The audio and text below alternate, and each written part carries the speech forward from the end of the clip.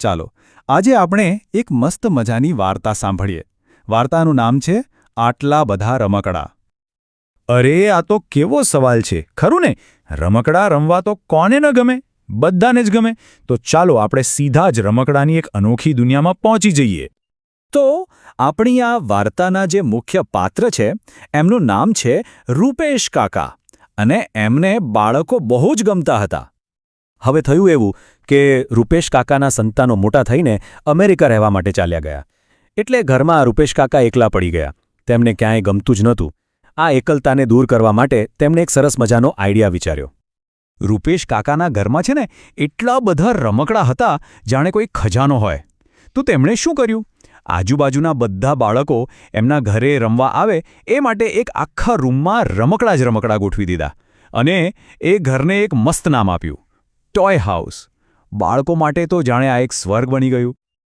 પણ હા, આ ટોય હાઉસનો એક નિયમ હતો, એકદમ ખાસ અને અનોખો નિયમ. બાળકો રમકડા ઘરે પણ લઈ જઈ શકતા હતા, પણ એના માટે રૂપેશ કાકાએ એક પાટિયા પર કંઈક લખ્યું હતું. શું લખ્યું હશે ભલા? ચાલો જોઈએ. જોયું? નિયમ હતો, એક રમકડું આપી જાઓ અને બદલામાં 2 લઈ જાઓ.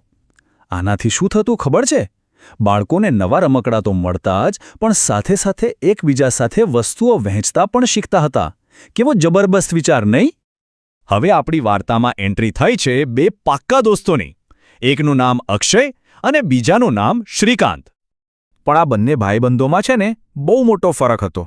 અક્ષયને તો રૂપેશ કાકાનું ટોય હાઉસ એટલું બધું ગમી ગયું કે એ તો ત્યાં જ રમ્યા કરતો, જ્યારે શ્રીકાંત એ તો આખો દિવસ બસ મોબાઈલમાં જ ગેમ રમ્યા કરે.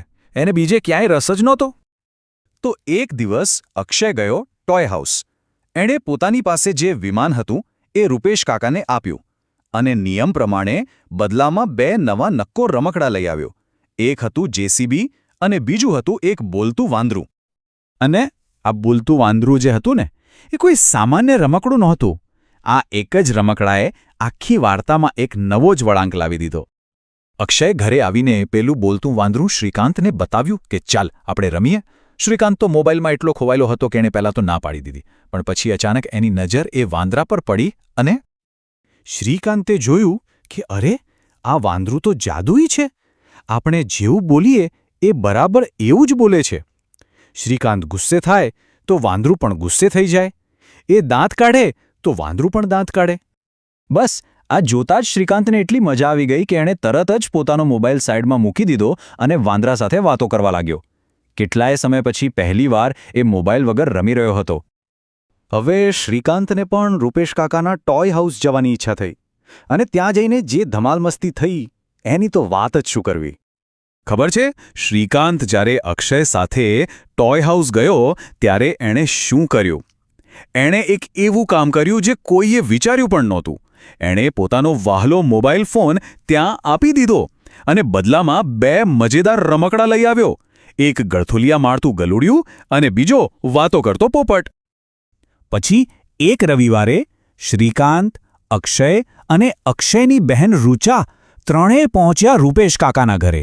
અને જેવું એમને ટોય હાઉસનો દરવાજો ખોલ્યો, એમની આંખો તો પહોળી જ રહી ગઈ. અરે બાપ રે! જ્યાં જુઓ ત્યાં બસ રમકડા જ રમકડા. ત્યાં કેવા કેવા રમકડા હતા ખબર છે? ચાવીવાળા હતા, રિમોટવાળા હતા, તાલી પાડો એટલે કૂદકા મારે એવા હતા. અમુક તો દિવાલ પર ચડી જાય તો અમુક હવામાં ઉડે. માથું હલાવતા અને આંખો પટપટાવતા રમકડાનો તો જાણે આખો મેળો ભરાયો હતો. બાળકો તો એકદમ ખુશ થઈ ગયા. રૂચાએ તો તરત જ ટીચર બનીને બધા રમકડાને લાઇનમાં બેસાડી દીધા ભણવા માટે અને પેલું બોલતું વાંદરું પણ એમની ક્લાસમાં બેઠું હતું. પણ એ તોફાની, જેવું રૂચાબેન બોલે એવું જે પાછળ બોલીને એમની નકલ કરવા લાગ્યું. એટલે રૂચાબેનને ગુસ્સામાં એને ક્લાસની બહાર ઊભું રાખી દીધું. રમતા રમતા રૂચાની નજર બારી પાસે બેઠેલા એક કબૂતર પર પડી. એને તો એવું જ લાગ્યું કે આ પણ રમકડાનું જ હશે. જેવી એને લેવા માટે દોડી કે તરત જ કબૂતર તો ફફડાટ કરતું ઉડી ગયું.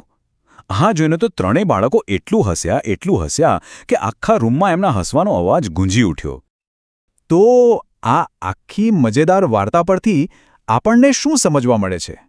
ચાલો એના પર એક નજર કરીએ. સૌથી મોટી વાત તો એ છે કે બાળકોએ સાથે મળીને કલ્પનાઓ કરીને રમવાની જે મજા માણી એ મજા મોબાઈલની નાની સ્ક્રીનમાં ક્યારે ન મળી શકે. એ લોકો સાચા અર્થમાં પોતાનું બાળપણ જીવી રહ્યા હતા અને ખૂબ ખુશ હતા. અને હવે છેલ્લે એક સવાલ.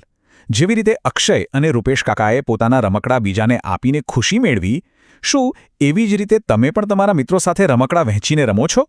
યાદ રાખજો, વહેંચવાથી ખુશી ઓછી નથી થતી, પણ હંમેશા વધે છે.